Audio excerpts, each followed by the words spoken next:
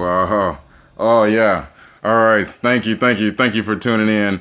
Welcome to Nocturnal Talks. I am your host, Bobby Braceface, and I have a very, very special guest today by the name of what's your DJ name? What's your rap name or something? Jazzy J, Jazzy Jasmine. All right, well, we got Jazzy Jasmine in the building. We have a very interesting situation going on planet Earth right now. The aliens are probably laughing, throwing back popcorn like, yo, planet Earth is going through some tripped out stuff right now. Or maybe this is a TV show for somebody, and they're like, yo, it's getting good because it's like drama-rama right now.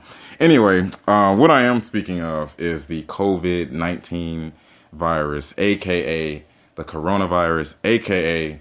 the Ronas. And it's us versus them. Or I guess our white blood cells versus them. Is that how that works? Are you a scientist, Miss Jazzy Jasmine? What's your profession? Tell us about yourself. I guess if I'm doing like role play or something, I can be whatever I want to be. You're doing role play? So, this is real scientist sometimes, I guess, You're a scientist sometimes? Pseudo-scientist. This may seem like a movie, but this is real life, y'all. Like, this is really happening. Like, I cannot believe this. The way this is happening is so tripped out. Because this is not like, all right, we've had epidemics throughout human history, but it's never affected us in this way. Or you know what? Maybe it's because of where our society is right now, and it's just like our interpretation. It's like how we're receiving a situation like this. But at the end of the day, this is like an event. This is like a 9/11 or bigger like event, because this is affecting the world. In some places bigger than the U.S. Unfortunately, ironically, it's now the U.S. is what's being affected the most. What do we got? Like over 100,000 affected? More than Italy? Yeah, we're over Italy right now. Oh, that's alarming. I didn't know that. Yeah, this is going on. So, and apparently a lot of these cases, I just found this out today, apparently a lot of these cases are people that are under 60. Most of the cases are people that are under, I think the fatal cases are people that are under, I'm not sure if it's the fatal cases that are under 60 or just cases in general that are under 60. I haven't heard of any cases where an elder has died. I know yesterday in California, a 17-year-old died. Yeah. Because they didn't have insurance or some shit like that. I've only heard of like folks in their like 30s or teenagers, which is odd. Both of those are odd because like when this situation first happened, I heard it was mostly like most dangerous to people over 60, like basically seniors or whatever, but to hear people, teenagers and people in their 30s, like, I guess I'm not a teenager anymore, but I guess I'm a 30-something. It's like, whoa, this is crazy, man. Anyway, it's so crazy that it's like affecting, like Hollywood. And Hollywood, there's a lot of money in Hollywood and, like the NFL, not just NFL, all sports are being affected by this. So there's a lot of money. So, and we'll talk about this later, but that's how that's how I'm not sure if this is a conspiracy theory or not. Exactly. Like, if this was a conspiracy theory, I don't think that they would want to, like, screw themselves that much, if this was, like, some undercover thing, but who knows, like, New World Order.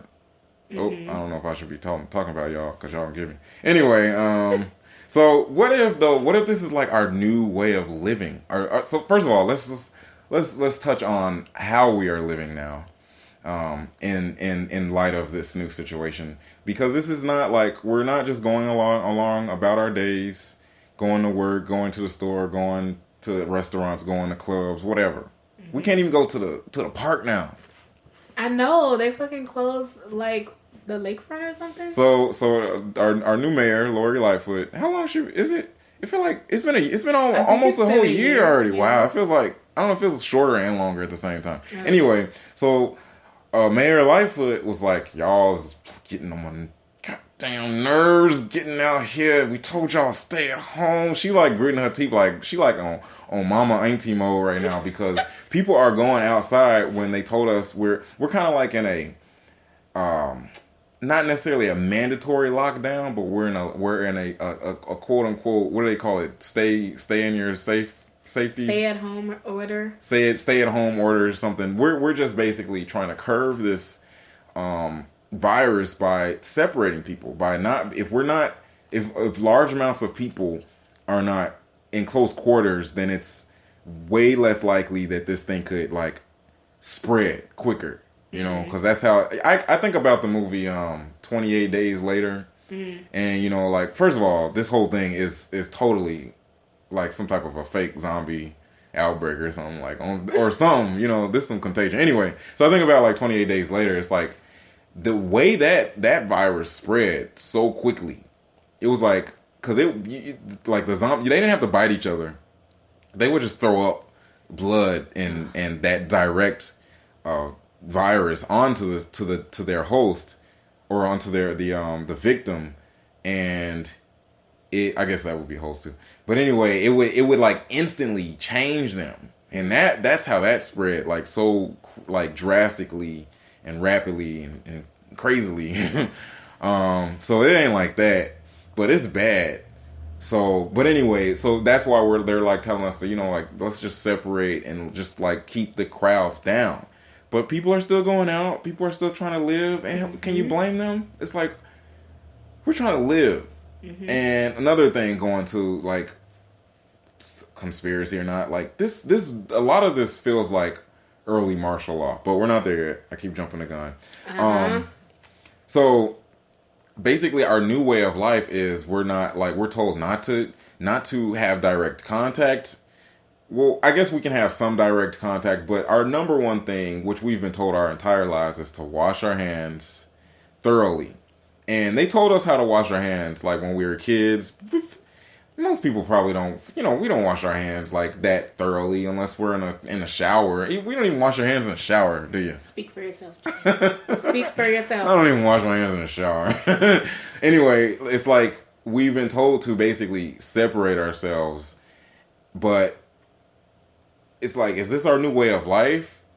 And then we're being told to stay at home. A lot of people are working from home. Some people are not, such as... Yeah, I'm not. So tell us about your everyday life. What has changed in your everyday life since this whole thing has happened? Not much. I think the only thing that's changed is, like, not being able to go in Target and get what the fuck I'm looking for because people are fucking gluttonous and buying everything. And I think that's really what's changed. Oh, no traffic on I-90. I don't know if you're happy about this whole thing or if you're, I don't know. like, I'm annoyed. I'm looking at that there are some significant positives in this unfortunate situation. But I'm a quote-unquote essential worker. Oh, yeah? So I still got to go to work, which is great. You work in the medical field? I don't. I mean, I work with, like, families and children. And so, like, if you're a person that work for families and children and you connect them to, like, direct services like food or healthcare or whatever, like, we're a tool for that, so we can be argued as being an essential workers, right? Even though, I mean, in the long run, you are essential because you're still, you know, playing a role in people's daily lives, right? And that's what's important right now. Exactly. So I guess you've noticed some changes, but you haven't experienced many changes directly, I guess you might say. No, not firsthand. I think I've just, like, witnessed this shit before my eyes, and it's like, I kind of feel like I'm, like, outside of what's going on. Interesting. If that makes sense. Interesting. Well, I personally, I haven't been at work. I'm like busy enough, but I haven't been at my work. And it's because, you know, like I'm a photographer and I work with children and everything. And, you know, we you know, just first of all, children get you sick because they just, I don't know what they be doing with their snotty nose and stuff. They be so cute though. But like I tend to like get a little like throughout the season, like as a school photographer, like you get a little bit of like sniffles and you know what I'm saying. I'm like, yo, because I get a little. It's also allergy season, so if my nose runs a little bit, or if I sneeze or something, like I'm freaking out. Like I got the Ronas. Everybody's side-eyeing you. Right, like, come on. It's like, is this our new way of life for real? So, what do you think? What do you think is a possible, like, how do you think this could continue? Or what do you think will be the lasting effects of how we're living right now? I mean, while I noticed that there are different symptoms to this pandemic or whatever, like, I don't think it's different. I don't think it's going to be, I feel like every few years we have some big thing. Like, it was Ebola, and then it was, like, the swine flu, SARS, and, like, all these things, flu. right? Right. So it's, like, different ways that you can obviously catch these disorders, and they're going to affect people and things like that. But viruses. I think the change is happening with, like, capitalism and, like, I think those are the changes that are going to happen. Like, people with the big bucks are at risk of really having what they have at stake in a negative way. So, like, my theory is just kind of like things have to balance out. What do you mean? You like the things that they have being taken away from them? Like, their money is at stake, their businesses are at stake. Like, I think people feel like folks who are not rich and, like, working class are, like, at risk. And, like, of course we're at risk, but we're not going to be on lockdown forever. But you imagine, like, all of these huge corporations who do not have employees right now. They're losing money. I know someone who has, like, huge numbers in stock right now, losing thousands of dollars a day. Very true. Right? Also, yeah. So it's like these big corporations and organizations and systems, like, they're the ones who are low-key losing their shit. This is the lowest that I don't know, the other day, the Dow Jones hit the lowest that it's ever hit. Yeah. So it's like things have to balance out. And I think that this is the beginning of a transition where, like, not only is, like, Mother Nature demanding us to fucking pay attention, number one. Number two, I feel like it's a transition in where, like, now the underdogs are going to be on top, you know? And, like, these big power corporations are going to, like, really be at stake. Interesting. And I think that long term, that's what we're going to see happening. Like, right now, it just kind of looks like poor people are at risk of being, like, in some really dangerous situations. And we will be temporarily. But everything has to balance out. And I think long term, like, after this shit is over, and unfortunately it's going to be some blood, it's going to be some death in more ways than one, I really do think there's going to be an incredible shift, and I think it's going to be really beautiful and really powerful. And I think that's why I'm not, like, losing my shit. Because I'm like, I know where things are right now cosmically. I know where things are right now, like, in the times. And, like, it's time for a shift. Like, it's time for things to balance out. You're so right about that. It's totally time for, like, big change. Yeah. It is time for a shift. I never even thought about it, like, in that way. And that's such a, like, a kind of almost a positive outlook on the way things are right now, because it's like things are changing inevitably. Mm-hmm. And I mean, things always change inevitably, but things are rapidly changing. And it is people. It's not just the lower class that is being affected. Everybody is being affected, and those that are highest up have the most to lose. Yeah. You know, and I never, because I'm not, like, you know, in the 1%, so I never even thought about it, like how much that they are losing also. Wow.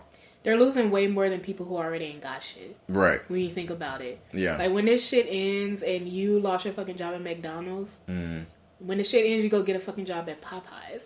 What are people gonna do who have, like, billion-dollar businesses and they've lost billions of fucking dollars because they don't have anybody working and they don't have consumerism going crazy and they don't have, like, you know what I mean? So they're true. losing way more than we are. Yeah, well, I'm glad you came with that realistic future pitch of where we are going to go, because I got something that's way out there and not that at all. So we'll be right back with part 2. Here we go.